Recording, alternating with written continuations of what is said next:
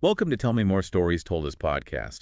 Get ready for quite an adventurous deep dive today. Yeah, definitely looking forward to this one. We're digging into a story that's, well, it's way more than just basketball highlights. It's the epic journey of LeBron James. Right. We've gathered, a ton of information to really chart his incredible path. Mm-hmm. And our mission really is to unpack the most fascinating twists, the remarkable achievements, basically give you that backstage pass to understand what makes this global icon tick. Exactly. Because we all see the amazing plays, the championships, but there's always an origin story, right? A foundation that's built on more than just raw talent. Absolutely.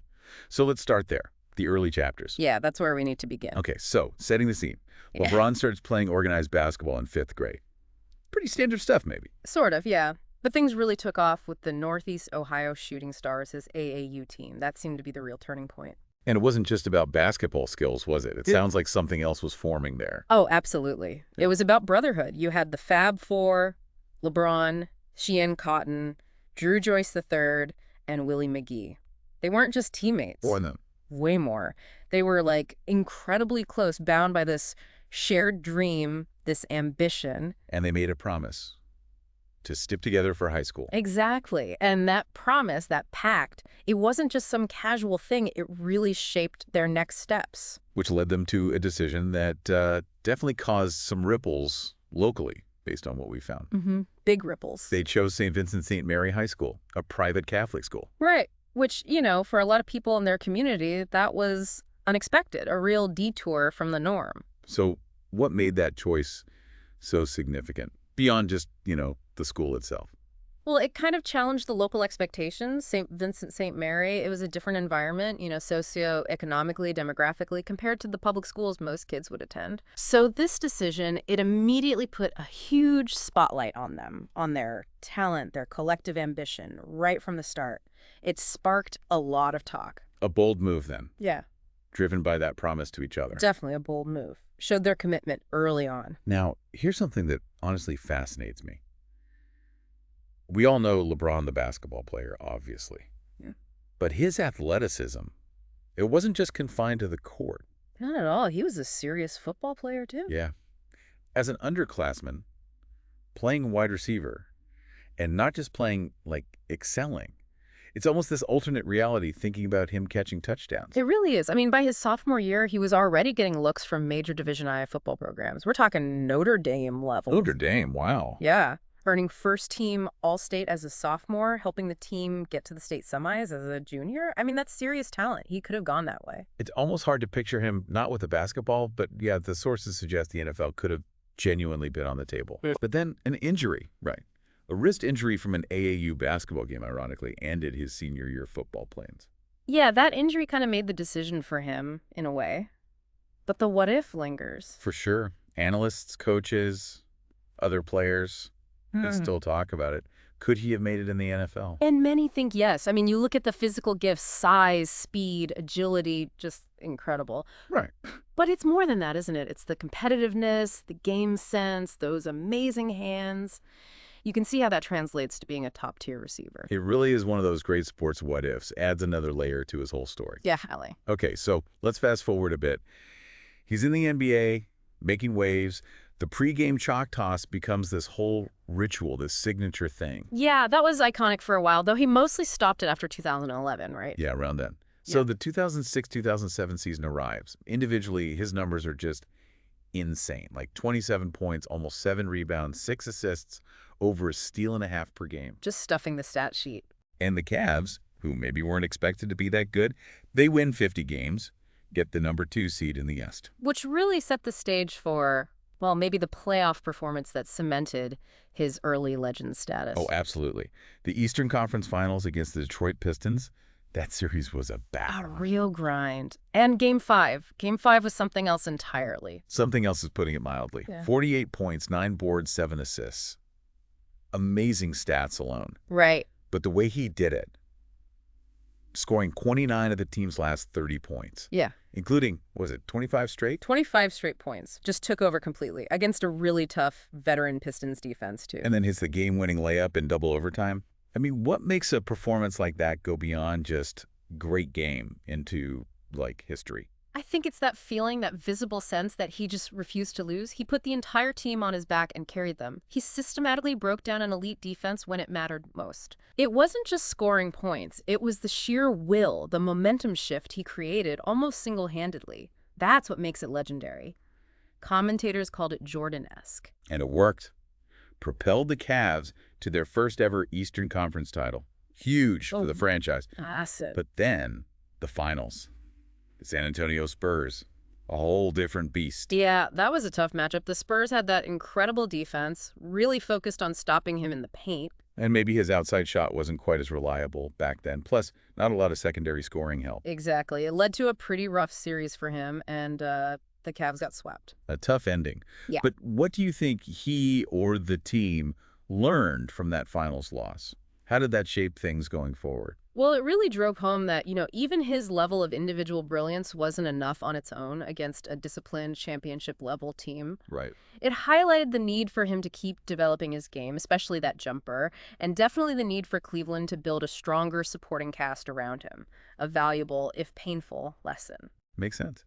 So the next season, 2007-2008, he's still putting up monster numbers individually. Second All-Star Game MVP. Becomes the Cavs' all-time leading scorer, passing Brand Daugherty, and did it way faster. Yeah, broke that record quick. Wins his first scoring title, too, averaging 30 points a game. Just dominant offensively. The team's record actually went down a bit, and they run into the Boston Celtics in the playoffs. Ah, the Celtics rivalry really heating up there. And they lose in 7 games in the conference semis. That Game 7 was famous for that duel between LeBron and Paul Pierce, right? Both guys just going off. Yeah, a classic shootout. LeBron had 45, Pierce had 41. Just incredible basketball. But bittersweet for LeBron, for sure. All that individual success, still falling short as a team. It really hammers home that point, doesn't it? Individual awards are great, but it's about the rings. Ultimately, yeah. Especially for a player at his level. Okay, so then we get into the back-to-back MVP seasons, 08-09 and 09-10. Right, peak dominance in Cleveland. And in that first MVP season, 08-09, we saw a big leap defensively, didn't we? Oh, yeah. Finished second in Defensive Player of the Year voting. Made his first all-defensive team. Those chase-down blocks became legendary. He really committed to that end of the floor. Absolutely. And he did something incredibly rare, too. Led the team in points, rebounds, assists, steals, and blocks for the season. Only the 4th guy post-merger to do that. Wow. That's just... Total impact. Shows the basketball IQ, the work ethic, everything clicking. And they added Mo Williams that year, which helped. Right, and the team set a franchise record, 66 wins. Yeah, they were rolling. His first MVP award was a lock. The stats were incredible, over 28 points, 7.5 rebounds, over 7 assists, nearly 2 steals over a block. Just absurd numbers. Yeah, one analyst called it arguably the greatest individual season ever. High praise. Hard to argue with, honestly. All right, let's shift gears. Miami, the decision happens. He heads south, seeking that championship. A hugely controversial move, but one focused squarely on winning titles. And in the 2012-2013 season, it all comes together again. But man, even that championship run had its share of drama. Always does, doesn't it? Like Game 1 of the Eastern Conference Finals against the Pacers. Hits a buzzer-beating layup to win it. Clutch. Pure theater, like you said. And he mentioned feeling like he had to carry a lot of the scoring load in that series, kind of like the old Cleveland days, because the supporting cast was struggling a bit. Yeah, he definitely shouldered a lot. But they got through it, which set up the rematch. The rematch against the Spurs in the finals, and this series was an absolute classic. Unbelievable series. Back and forth. The Heat actually fell behind 2-3. There was criticism about his aggressiveness early on, but then Game 6. Just, wow. A legacy-defining game. Absolutely. Triple-double, 16 points just in the 4th quarter alone to lead that massive comeback. Kept their season alive. That Ray Allen shot, obviously huge, but LeBron's performance set it all up. Totally. And then he followed it up in Game 7. Left no doubt. 37 points. Led the Heat to the championship, tying the finals record for most points in a Game 7 win. Incredible performance under the ultimate pressure. And his second straight finals MVP. Just solidified his place among the all-time greats right there. No question. 2 rings, 2 finals MVPs. Answered a lot of questions. Okay, let's jump ahead again. He goes back to Cleveland, wins a title there, An amazing story in itself, but then heads west to the Lakers. Right, the next chapter. And the 2019-2020 season, 4th championship, 4th finals MVP. In the bubble season, no less. Yeah, unique environment. The Lakers dominated the West playoffs. He closes out Denver in the conference finals with a huge Game 5. Took control when needed. Then the finals against his old team, Miami. They go up 2-us. Miami fights back. Game 5 was that epic duel with Jimmy Butler, right? LeBron had like 40, 13, and 7, but the Lakers lost. An incredible battle between those two. Just phenomenal performances. But the Lakers close it out in Game 6. LeBron gets his 4th ring. And 4th finals MVP at age 35, making him the 2nd oldest player to win the award. And the only player to win finals MVP with 3 different franchises. That stat right there is just mind-boggling. Speaks to his longevity, adaptability, and just his sheer impact wherever he goes. Mid-roll integration. You know, if you're finding this deep dive into LeBron's incredible journey fascinating, make sure you hit that subscribe button. You won't want to miss future deep dives right here on Tell Me More. We've got tons more stories like this lined up. Definitely subscribe. Lots more to unpack. Okay, so let's keep moving through these milestones because there are so many. The 2021-22 season. They bring in Carmelo Anthony, Russell Westbrook. A lot of star power, trying to make another run. Yeah, though it didn't quite pan out team-wise.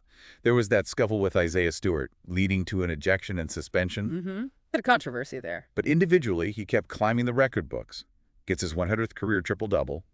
Passes 36,000 career points. Just staggering numbers keep piling up. Had that crazy streak of 23 straight games with 25-plus points. Dropped 2 50-point games. At his age, oldest player ever with multiple 50-point games in a season, and the first Laker since Kobe with back-to-back 50-point games at home. Then makes history again.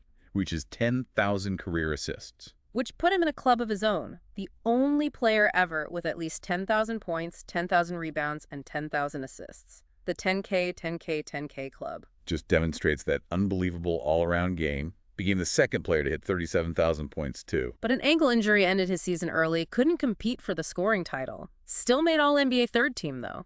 His 18th straight All-NBA selection. The consistency is just unreal. Truly unprecedented. Which brings us to the 2022-23 season. And the big one, the chase for the all-time scoring record. Looming large all season. But even before that, more milestones. Gets his 66th Player of the Week award, like double Kobe's total. Wow. Because the 2nd player ever to reach 38,000 points. Inch closer. Gets his 100th career 40-point game, including playoffs. Becomes the first player to score 40 against every single NBA franchise. Just checking off boxes nobody else even thought of. Ties Kareem for most All-Star selections at 19. Surpasses Kobe for most consecutive appearances. Yeah. Also 19. The fan connection, the sustained excellence. It's all there. Gets a triple-double in his 20th season. First guy ever to do that. Moves into 4th place all-time in assists. Passing Mark Jackson and Steve Nash. Still distributing, still doing it all. And then, February 7th, 2023. The moment arrives. Against the Thunder. The fadeaway jumper. He passes Kareem Abdul-Jabbar as the NBA's all-time leading scorer. An incredible moment. They stopped the game. Kareem was there.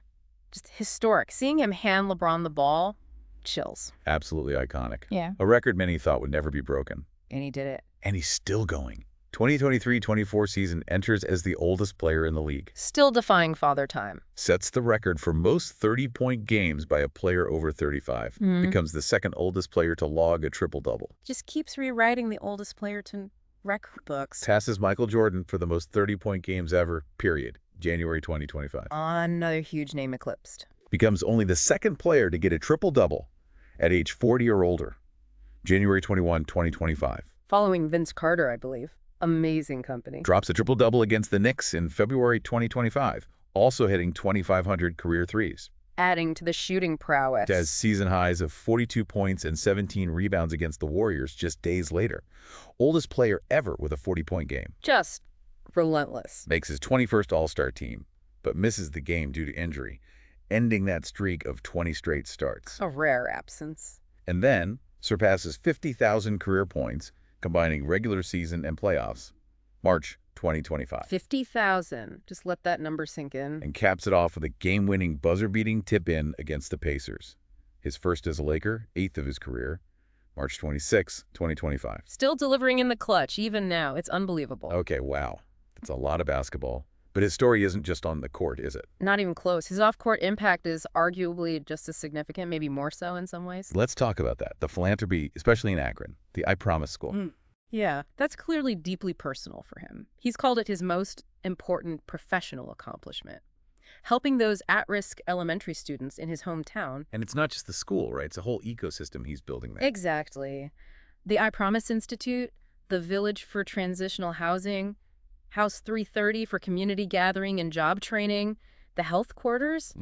It's a comprehensive, long-term commitment to Akron. Beyond Akron, he supports other nonprofits, Boys and Girls Clubs, After-School All-Stars, donated $2.5 million to the Smithsonian for the Muhammad Ali exhibit.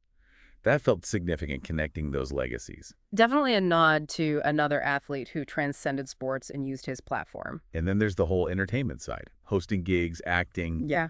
You got pretty good reviews for Trainwreck. Yeah, he showed some real acting chops. And his production company, Spring Hill Entertainment, that he co-owns. Right. They're behind documentaries like More Than a Game, Shut Up and Dribble, TV shows like The Wall, Survivor's Remorse, even movies like House Party. He's building a serious media company. Launched another one, Hanakuma, with Naomi Osaka. Even has a podcast, Mind the Game, though it's on hiatus now. He's everywhere. And the business ventures. Angel investor in Lobo's 1707 Tequila. Helped Renee Montgomery buy the Atlanta Dream WNBA team. Yeah, supporting fellow athletes and becoming a partner in Fenway Sports Group. That's huge. Makes him a part owner of the Boston Red Sox, Liverpool FC, Pittsburgh Penguins. Incredible business portfolio. Shows real strategic thinking. So we have the player, the philanthropist, the businessman, and then there's the activist. Right. He's been very outspoken on numerous social and political issues over the years. He's taken public stances on, a lot of controversial topics: Darfur, Trayvon Martin, Donald Sterling's racism, the Jacob Blake shooting, Breonna Taylor, Roe v. Wade. He seems to feel a real obligation to use his platform. He's explicitly said that.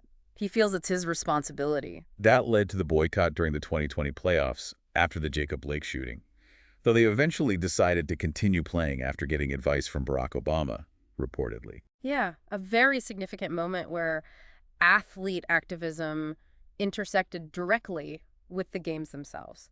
And, he's faced controversy for some comments, too, like regarding Daryl Morey's tweet about Hong Kong, and his initial statement on the Gaza war drew some criticism.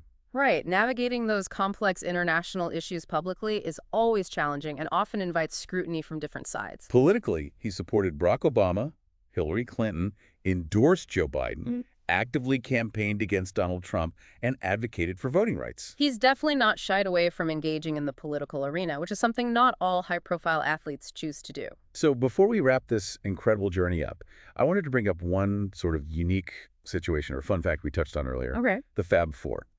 We mentioned their promise to go to high school together. Right, the foundation of their early success. What's really cool, and maybe speaks volumes, is that they've apparently remained super close friends throughout his entire, meteoric rise.